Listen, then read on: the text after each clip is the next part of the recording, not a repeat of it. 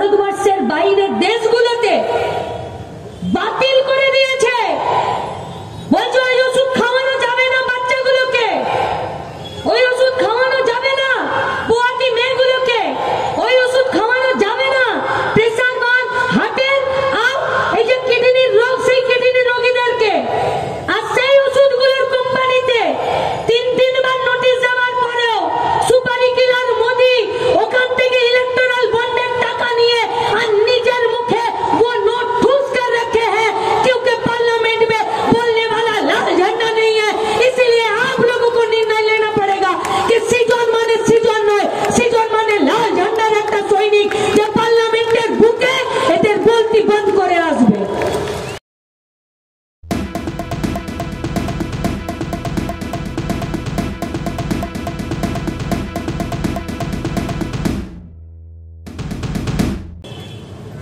ना खाऊंगा ना खाने दूंगा बोलने वाला ये सरकार। সুপারি কিলারদেরকে তো সিনেমাতে দেখেছিলাম, পয়সা দিলে একদম সামনের থেকে হয় পেটে ছুরি মেরে দেবে, নইলে তাকে গুলি করে দেবে, নিয়ে তার ডেড বডিটার একটা প্রমাণ দিয়ে আর সেই পয়সাটা খেয়ে নেয়। মোদি তো আজকে সুপারি কিলারের বাপ হয়ে গেছে। ইলেকট্রাল বন্ডে যে টাকা পেয়েছে সে টাকার তো বেশিরভাগ ওষুধ কোম্পানিগুলো দিল। এই ওষুধ কোম্পানিগুলো যে ওষুধগুলো তৈরি করছে সেই ওষুধগুলো কিনতে গিয়ে একটা মধ্যবিত্ত পরিবার, একটা খেটে খাওয়া মেহনতি মানুষের পরিবার, একটা বড় লোকের পরিবার হয় বছর গেলে তার মেডিক্লেমে টাকা রাখছে, নইলে পেট কেটে একটা প্রেসার, একটা সুগার, একটা ঠান্ডা লাগা, একটা জ্বর, একটা সর্দি, একটা অ্যান্টিফাঙ্গালের ওষুধ কিনছে।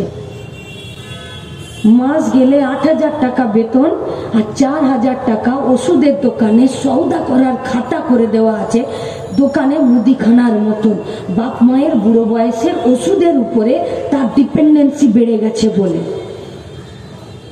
সেই ওষুধের কোম্পানিগুলো জাল ওষুধ তৈরি করছে, জাল। যে ওষুধগুলো ভারতবর্ষের বাইরের দেশগুলোতে বাতিল করে দিয়েছে। বলছে ওই ওষুধ খাওয়ানো যাবে না বাচ্চাগুলোকে, ওই ওষুধ খাওয়ানো যাবে না পোয়াতি মেয়েগুলোকে, ওই ওষুধ খাওয়ানো যাবে না প্রেসার বান হার্টের আর এই যে কিডনির রোগ সেই কিডনি রোগীদেরকে। আর সেই ওষুধগুলোর কোম্পানিতে তিন বার নোটিশ দেওয়ার পরেও সুপারি কিলার মোদি ওখান থেকে ইলেকট্রাল বন্ডের টাকা নিয়ে আর নিজের মুখে वो नोट ठूस कर रखे हैं, क्योंकि पार्लियामेंट में बोलने वाला लाल झंडा नहीं है। इसीलिए आप लोगों को निर्णय लेना पड़ेगा कि सीजन माने सीजन নয়, सीजन माने लाल झंडाর একটা সৈনিক যে পার্লামেন্টের বুকে এদের বলতি বন্ধ করে আসবে। তাই দুটো মাস আছে, বুথে বুথে বুথে লড়াই হবে, ভোটের লড়াই বুথে, বুথের বাইরে লড়াই হবে না। पूछिए ना सवाल मिमी चक्रवर्ती से। 2 দিনের সে তৃণমূলের ভাইরা প্রচুর খাটালি করেছে, এখানে চারিদিকে ঝান্ডা বেঁধেছে আর পোলে পোলে হোর্ডিং বেঁধেছে। যদি সাহস আছে ভাই, তোমরা আমাদের সঙ্গেই পাড়াতেই বড় হয়েছো, জন্ম নিয়েছো, একসঙ্গে আড্ডা দিয়েছো, পুজোতে জামা কাপড় পরেছো, কখনো তোমরা আমাদেরকে ঝাড়ি মেরেছো, কখনো আমরা তোমাদেরকে ঝাড়ি মেরেছি। বুকে যদি দম থাকে সাহস নিয়ে বলো তো যে ঝান্ডাগুলো টাঙাচ্ছ সেগুলো চুরির টাকার ঝান্ডা নয় তো? যে নেতাদের পিছনে দৌড়াচ্ছ সেই নেতারা এই টিয়ার লটারি থেকে শুরু করে ইলেকট্রাল বন্ডের নামে টাকাগুলো তুলে নিয়ে গিয়ে আর মামার সাথে সেটিং করে ভাইপোকে বাঁচানোর জন্য বেরিয়ে চলে আসছে না তো মিডিয়াকে বাদ দিয়ে। এ তো কপালে রক্ত বেরোলেও রক্ত মোছে না, কিন্তু মোদির সঙ্গে মিটিং হলে গোপন ঘরে, সেখানে মিডিয়ার নো অ্যালাউ। আরে আপনি কাকে দেখবেন?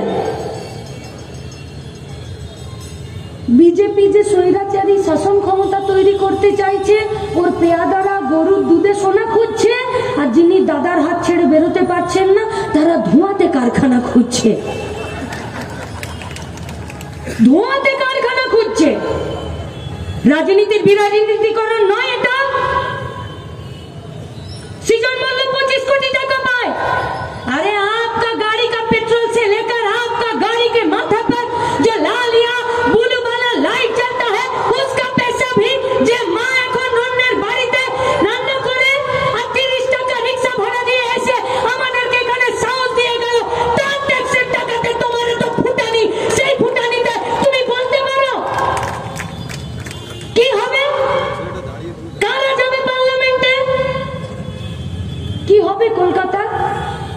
হবে যাদবপুরে?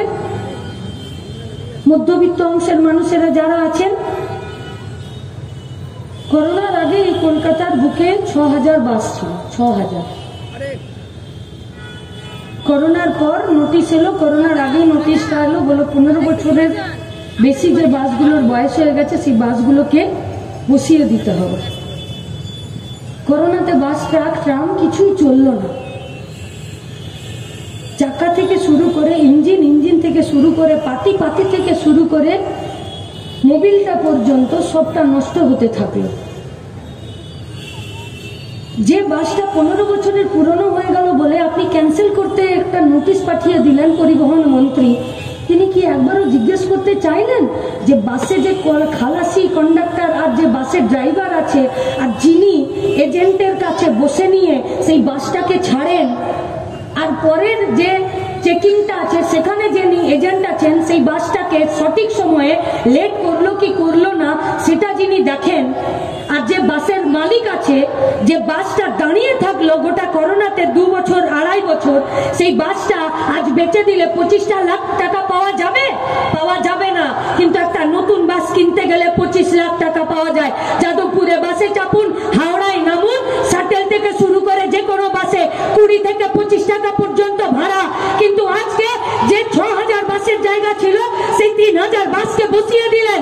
আর সেই বাসগুলোতে যারা যাচ্ছে প্রতিটা দিন যদি বাসে 100 টাকা করে দিতে হয়, তাহলে 26টা দিন যদি মাসে ওই গণপরিবহনের উপরে ভরসা করে থাকতে হয়, তাহলে প্রতি মাসে 2600 করে টাকা রাস্তায় ফেলে দিতে হবে। পাগলা খাবে কি ঝাঁঝে মরে যাবে? কি হবে? আর অটো, ও তো সন্ধ্যাবেলা কালীঘাটে ঠিক হয়, অটোর ভাড়া কত হবে তার নিচে হয় না। ওদের কোনো দোষ নেই। অটো নামাতে গেলে রাস্তায় টাকা, অটো রেজিস্ট্রেশন করাতে গেলে উপরি টাকা, অটো যদি একটু গোলমাল করে তাহলে তো খাকি বর্দি পাড়া ও তো চলেই আসবে, ও তো এসে নিয়েই দেখে যে তোমার বটগাঁও মে কিতনা পয়সা হ্যায়, এর বাইরে কোনো নেই। প্লিজ চুরি করবেন না।